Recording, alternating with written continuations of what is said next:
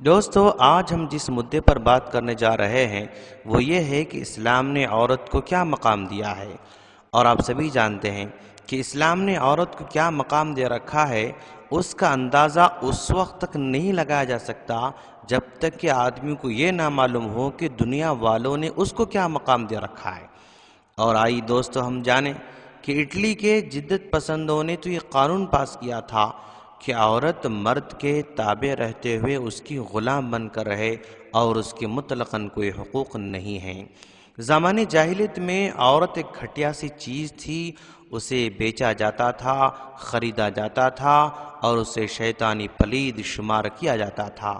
اور قدیم ہندوستانی قوانین تو یہاں تک کہتے ہیں کہ وبائیں اور یہ موت اور یہ جہنم اور یہ آگ اور یہ سانپوں کا زہر عورت سے زیادہ بہتر ہے، اور اسے زندہ رہنے کا حق صرف خاوند کے ساتھ ہی تھا۔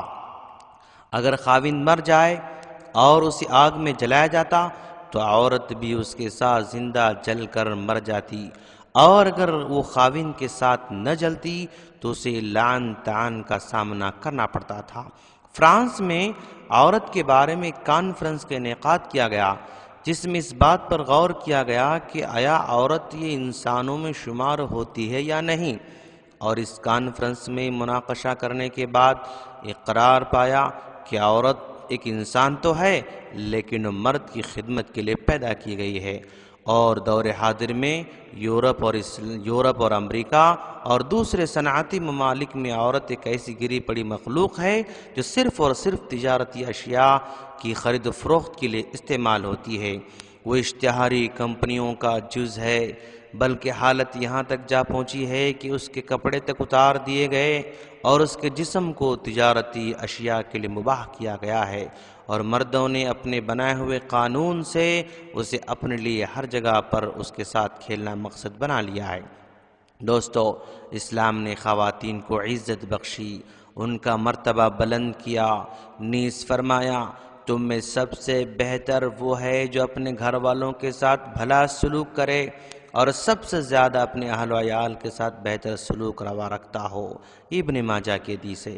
چنانچہ اسلامی معاشرے میں عورت کو وہ اعلیٰ مقام حاصل ہوا جو نہ اسے پہلے کبھی ہوا تھا اور نہ اب تک کسی معاشرے میں اس کو حاصل ہے۔ کیا آپ نہیں جانتے ہیں کہ اسلام نے خواتین کو حق مہر دے رکھا ہے، حق نان و نفقہ دے رکھا ہے، حق ملکیت دے رکھا ہے، حق اظہار رائے دے رکھا ہے، حق حسن سلوک دے رکھا ہے۔ اسلام نے خواتین کے ایسے حقوق مقرر کر دیے ہیں جو ان کی باعزت اور مطمئن زندگی کی ضمانت ہیں، نیز انہیں مسلم خاندان کا اہم و متحرک رکن بنا دیا ہے جو بالآخر ایک اسلامی معاشرہ تشکیل دیتا ہے۔ اسلام عورت کو بیٹی کے روپ میں ہو تو پرورش پر جنت کی خوشخبری دیتا ہے، اگر یہ عورت ماں کے روپ میں ہو تو خدمت پر جنت کی ضمانت دیتا ہے، اگر یہ عورت بہن کے روپ میں ہو تو نگہداشت پر جنت کی گارنٹی دیتا ہے، اگر عورت بیوی کی شکل میں ہو تو ہمارے حسن سلوک اور حسن اخلاق کی حقدار بناتا ہے، ہماری خوش اخلاقی اور عمدگی کی سند اس کے حوالے کرتا ہے۔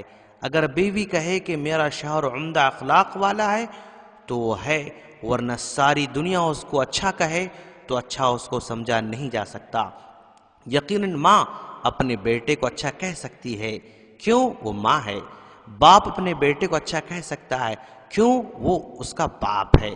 لیکن اگر ایک عورت اپنے شوہر کے بارے میں کہے کہ میرا شوہر عمدہ ہے تو حقیقت میں عمدہ ہو سکتا ہے، اس لیے کہ آدمی دوستوں کے ساتھ مسکرا سکتا ہے، ماں باپ کے ساتھ مسکرا سکتا ہے اور ساری دنیا والوں کے ساتھ مسکرا کر باتیں کرتا ہے، اور عام طور پر اپنے گھر میں جب آتا ہے تو غصے کی شکل لے کر آتا ہے اور اس کا اظہار اپنے گھر والوں پر بار بار کرتا رہتا ہے۔